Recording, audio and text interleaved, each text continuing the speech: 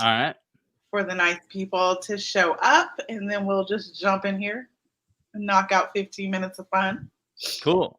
I'm excited. Thanks for having me back. I thought you hated me. Oh my gosh, I'm so excited. It's like, what did I do wrong? Why doesn't she want to talk to me anymore? Oh my gosh. Good morning, guys. Welcome to Startup Bites. So excited to see you here. We're going to wait a couple minutes and then we will get started. You got the OG team back for Startup Bites. Super excited. It's going to be a good one, guys. Yeah, I have a diagram ready. Trey's going to love your drawing. Love it. Yeah. It's more of a scribble than a diagram, but it'll be fine.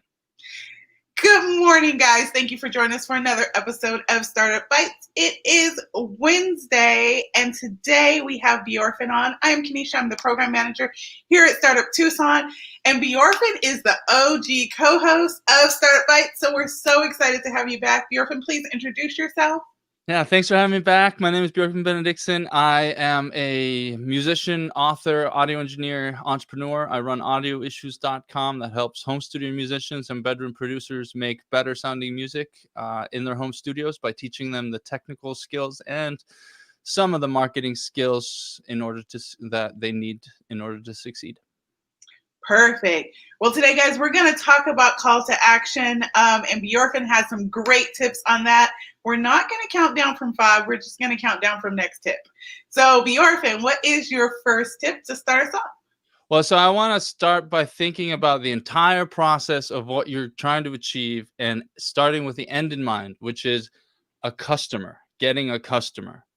Those are the most important people in your business, and we want more of them. So what do we have to think about when they are customers? So the lowest point of the funnel is them having given you money, you haven't given them a product or service that helps them achieve or avoid achieve a result or avoid a problem.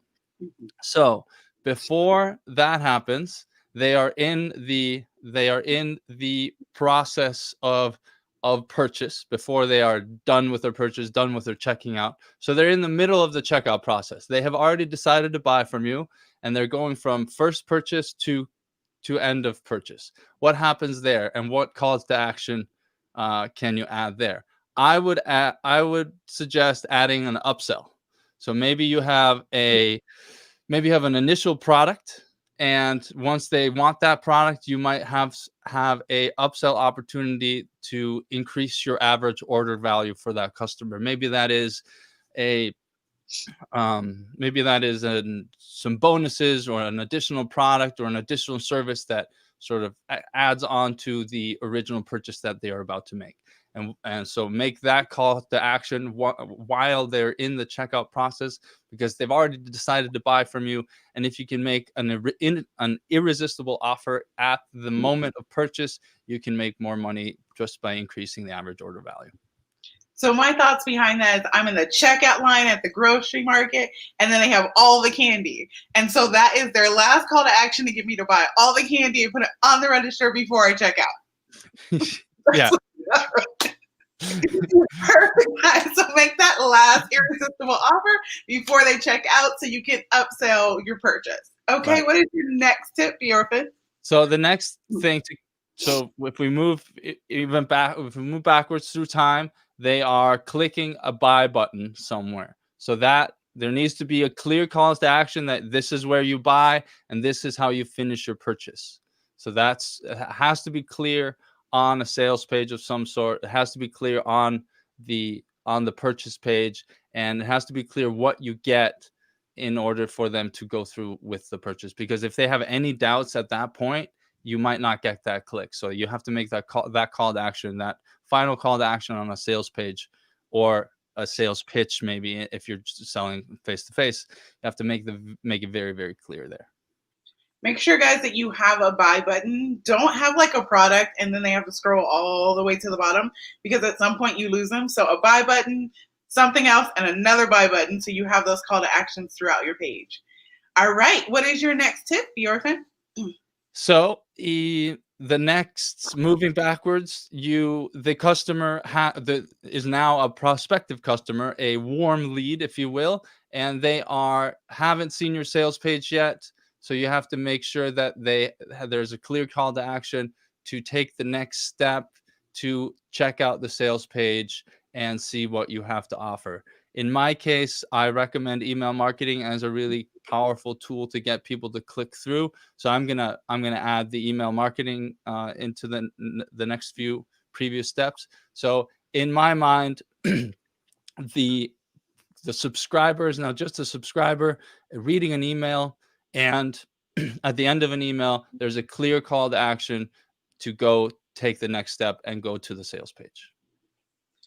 Yes, please make sure you have that call to action, but also make sure that button links to where you want them to go and not just to your homepage, because your homepage is fabulous, but you're not selling anything there. So push them to where you want to go. Yep. It's all breadcrumbs. You give them something to lead them along the way. Next tip, Bjorgivn.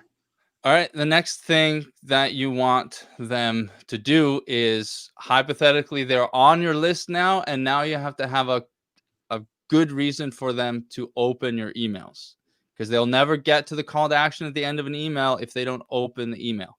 So make sure that your headline writing is strong and you're clear in your headlines when you send those emails out, and you have clear benefits for the reader of why they should open that email in the first place.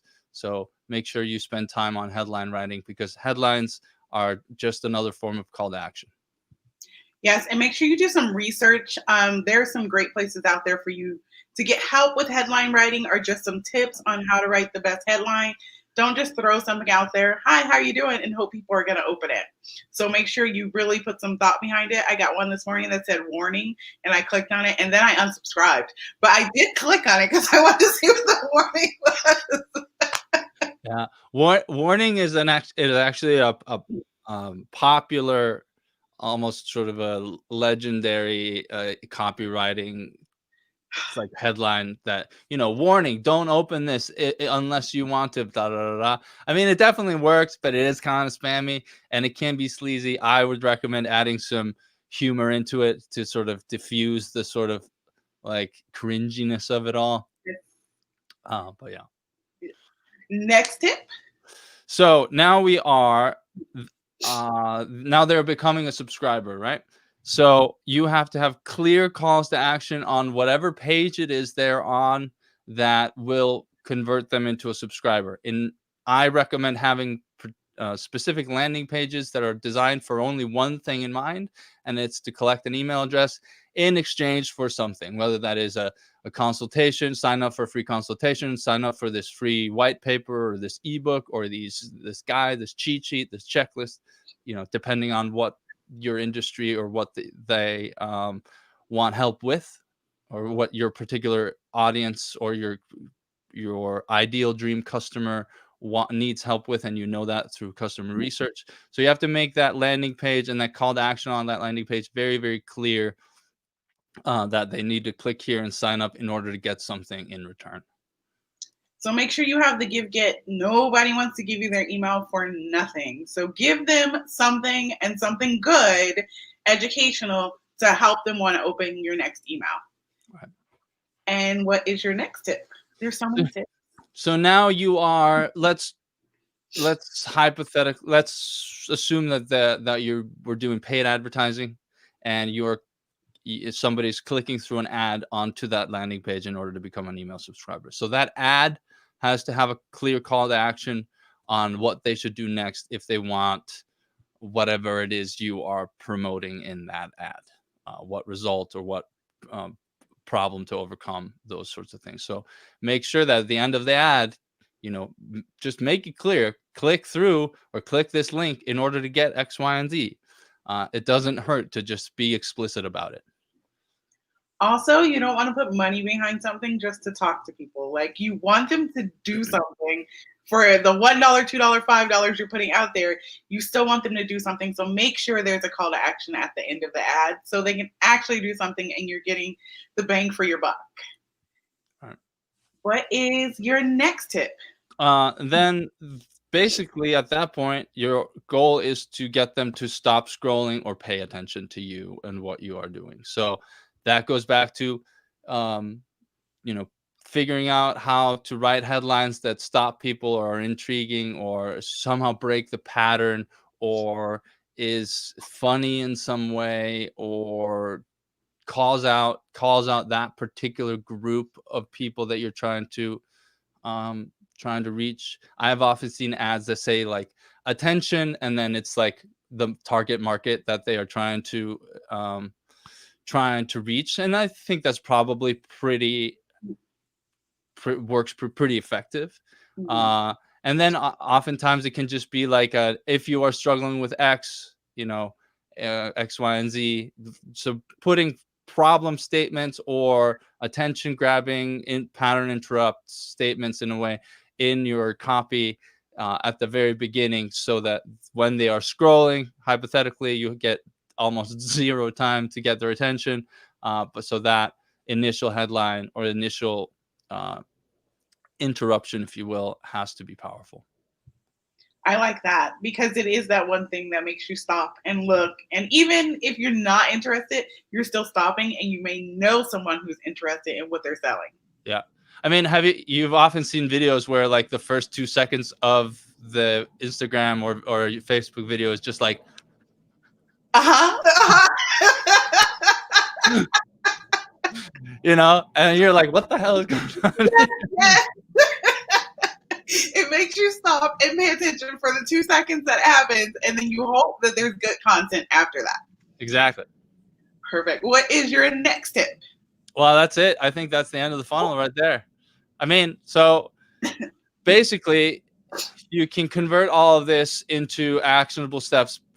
Even if you're not doing paid ads, this applies to your website optimization. So like where people are looking, you have to have attention grabbing things. You have to be clear about what you want them to do next, things like that in your blog posts, in your content, all of those sorts of things. On my YouTube channel, I'll always, the first thing in the description is my call to action to join the email list and get something in return. The first thing I say in all my videos is like I introduce myself and talk about what we're going to talk about in the video, but I also always before I get started on the content of the video, I tell them to go to a specific URL in order to get a specific thing that I know will help them out. Perfect, guys. I think all of the information that you received will help you write the call to actions and know where to put them. But at the end of the day, the whole show is about call to action, call to action, call to action, because it is so important for you to have call to actions no matter where you are at on the web, whether it's Facebook, Instagram, YouTube, your website. Make sure you're telling people what to do next and where to go, so then they can buy into whatever you're selling or your service or your product. But if you don't put it out there, they don't know where to go. Right. Yeah. So just to move forward, like we move backwards. So let's just recap by moving forward. Yes. So calls to action to get people to stop scrolling, calls to action in your ads or in your content to get them to take the next step to engage with you, and then calls to action on that next step, which is usually a landing page or a website of some sort, in order to get them to take the next step to engage with you further. Usually that's being an email subscriber or a follower of some sort. I put a lot of value into email subscribers, and I recommend you do that as well. The next call to action is getting them to open your emails once they're on your email list, which means high quality headline writing that targets that audience and speaks to their pains and problems and hopes and dreams. Then the calls to action on the sales page to make sure that you, when they are warm enough to be interested in what you're actually selling, not just your free content, the call to action of what they get should be very, very clear, and there should be no doubts in their minds as to what they get and how they're going to go about it. Be explicit about that. Once they click on that initial purchase, having a call to action. Well, there's two things you can actually do during the checkout process in order to increase your average order value, which is you can add an order bump, which can be like a small little workbook or an extra product for maybe an extra $20-$30 or something like that. And then once they are clicking through to the through the checkout, you can offer them something that will help them out even further. Maybe that's a more advanced course, or maybe that's a more advanced feature that it gets them to upgrade to the next tier, or like the next level, or something like that. Or if you have a subscription, they, instead of paying monthly, they've clicked on the monthly, maybe you have an upsell for them to pay yearly at a discount, because it's always better to get the lump sum up front, because it gives you cash and capital in order for you to strategize out even further, because your cash flow and your runway is longer at that point. Even though recurring revenue is great, it's better to have those lump sums up front. And then yeah, so like at that point you have an upsell sequence, and then they become a customer, which is your most valuable person in your business. And then from there are multiple ways to engage with them further and nurture them even further. But it sort of returns and sort of repeats itself at that point. So this sequence you can use as a rinse and repeat throughout all of the parts of your business and anything you're selling. So make sure you've written down the steps. And Bjorgivn has this cute little diagram he's going to show you guys again. So then you can draw it yourself.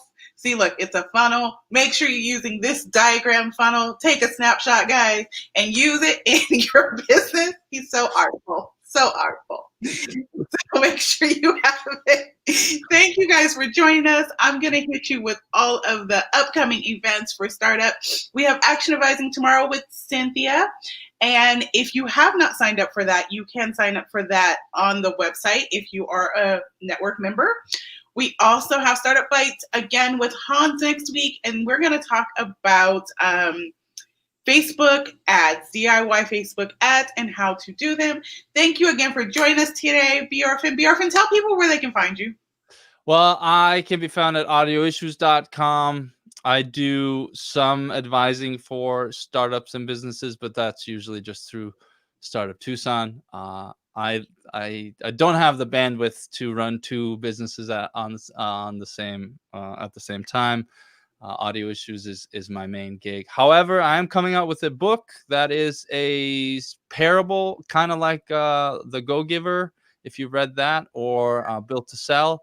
It is a business book about succeeding in the music industry, but the lessons in there are valuable to any business owner, because they're sort of universal in general, but they're told through a more of a rock and roll lens of a music producer in general. So if you want to check that out, you can go to yougetwhatyougivebook.com and sign up to the waiting list, and you'll get an email when it's out. Perfect. Thank you again for joining us, Bjorgivn. Hopefully you'll come back again for Startup Bites, guys. And we will see you next week for another episode of Startup Bites. Have a great week, guys. Bye. Bye.